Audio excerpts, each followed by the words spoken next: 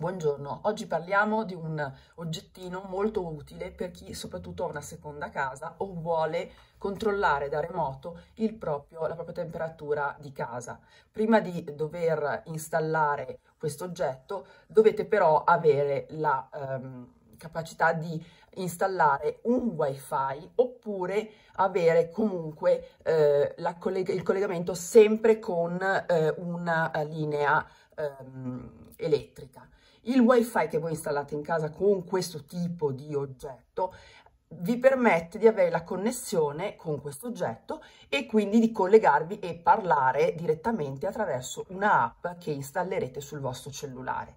Esistono invece altri tipi di dispositivi che hanno una scheda SIM incorporata e quindi, come potete vedere, adesso l'ho messo in off, invece la scheda SIM incorporata vi evita di avere il wifi collegato, che tra l'altro impone anche di avere sempre la corrente elettrica accesa, l'elettricità accesa anche quando voi andate via di casa, perché sennò non c'è comunicazione.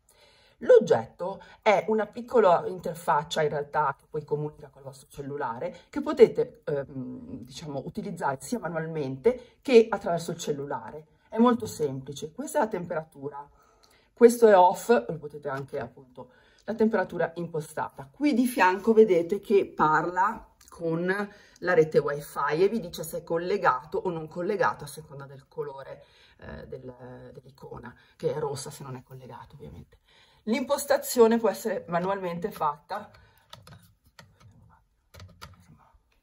Vedete che qui indica generalmente la temperatura dell'ambiente in quel momento, senza toccare niente, quindi avete già un'idea del calore che c'è nella stanza.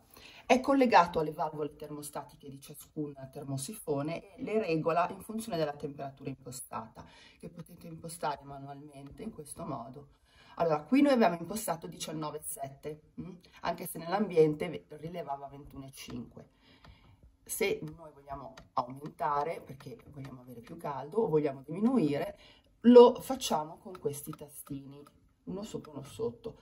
Potete notare che la temperatura può essere abbassata manualmente fino a un minimo di 4 gradi. Significa che praticamente la temperatura è quasi spenta, è assente, ma il termostato rivelerà comunque la temperatura ambiente.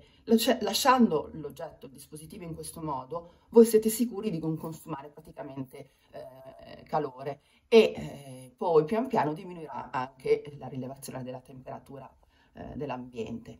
Per riattivarlo potete fare così.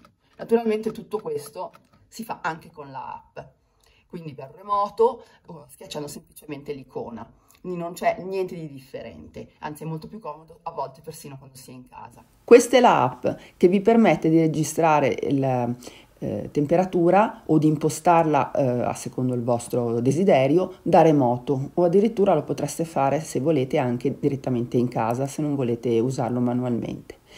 Predisposta per il collegamento wifi che deve essere presente e attivo in casa e non per una SIM singola all'interno del dispositivo, vi permette di decidere come impostare la temperatura o spegnere e accendere.